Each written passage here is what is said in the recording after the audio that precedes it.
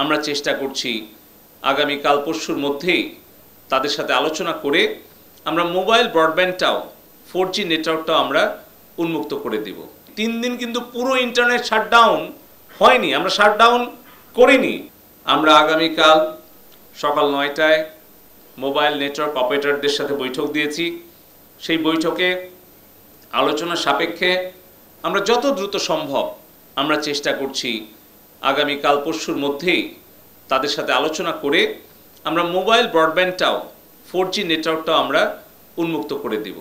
কারণ এখানে সরকার একা পারে না, এটাও কিন্তু আমরা একটু ব্যাখ্যা দিতে চাই। আপনারা গতকালকে দেখেছেন অলিম্পিক শুরু হওয়ার আগেই প্যারিসে উচ্চগতির ট্রেন স্টেশনে হামলা হয়েছে, সেখানে সাইবার হামলা হয়েছে।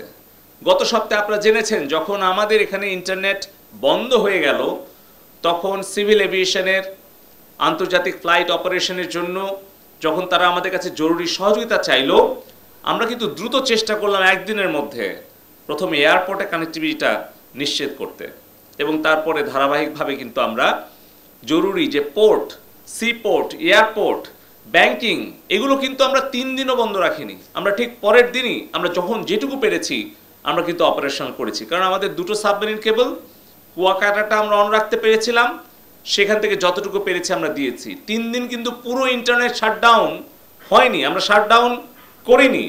ইন্টারনেট বন্ধ হয়ে গিয়েছিল অধিকাংশ জায়গায় যখন এই ডেটা সেন্টার 3টা নন ফাংশনাল হয়েছে, একটা ডেটা সেন্টার পুড়িয়ে দিয়েছে এবং শত শত কিলোমিটার ফাইবার অপটিক্যাল কেবল পুড়িয়ে দিয়েছে।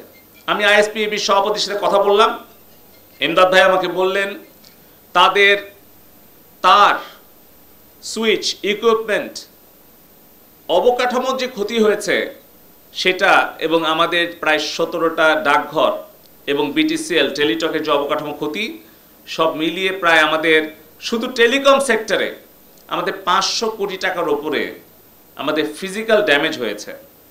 আর যদি এটার আমি বিজনেস ইম্প্যাক্ট ধরি, যে তাদের যে বিলিং বা অন্যান্য যেগুলো পাওনা এবং যেগুলো ক্ষতি হয়েছে সেটা আরও 500 কোটি টাকা ছাড়িয়ে যাবে।